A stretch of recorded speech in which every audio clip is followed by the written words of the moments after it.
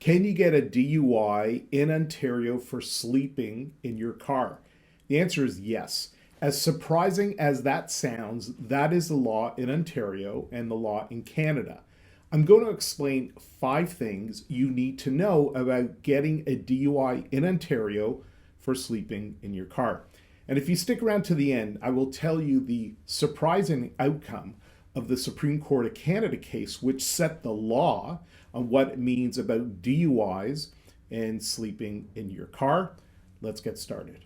First, key elements of a DUI charge. It's important to have some context about DUIs in Canada. In Ontario, DUI charges are known as impaired driving by alcohol or drug, over 80, and refusing a breathalyzer or blood sample test. In simplest terms, there are 2 key elements to convict you of a DUI in Ontario. First, you must have alcohol or drugs in your system beyond certain defined limits. And second, you must be operating a motorized vehicle. Second, it's all about care and control. Where people get confused is, what does it mean to operate a vehicle? Now, intuitively, you would think that operation must be movement. In other words, you are driving your car, but that's not the case. In the Criminal Code of Canada, the definition of operation of a vehicle includes what is known as to have care or control. In plain English, the Crown does not need to prove that you were driving. The Crown only needs to prove that you were in a position where you could have driven while you were impaired. Third, it's about realistic risk. In 2012, the Supreme Court of Canada came out with a decision that dealt with care and control in the context of a DUI.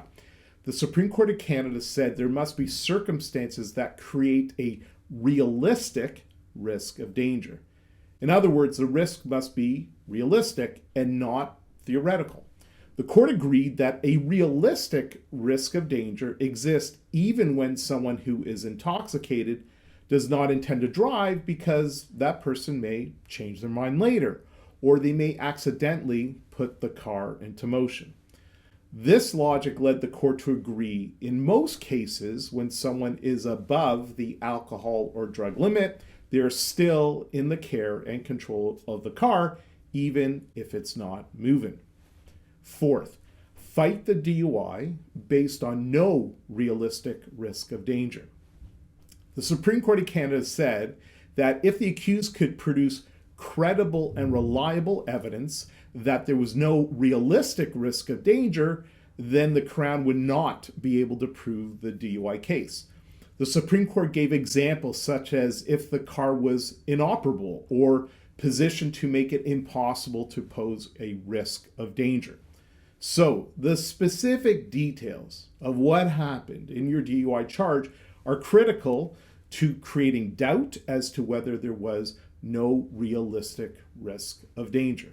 Fifth, here's what happened in that Supreme Court of Canada case. So in 2012, the Supreme Court of Canada ruled on a DUI care and control case. Here are the facts. After an evening of drinking, Mr. Donald Boudreau realized he was too drunk to drive home. So he arranged to have a cab service pick him up with 2 drivers. One driver to take him home and one driver to take his car home. It was a very cold February day in Quebec. And as Mr. Boudreau waited for the drivers, he got into his car, turned on the heat, and fell asleep. He was woken up by the police and taken to the police station, where he blew 3 times over the limit. The police then charged him with a DUI based on the fact he was in the care and control of the car. The Supreme Court of Canada ruled that Mr. Boudreau was not guilty. The court ruled that Mr. Boudreau had provided credible evidence that he sought to escape the cold while waiting for his taxi.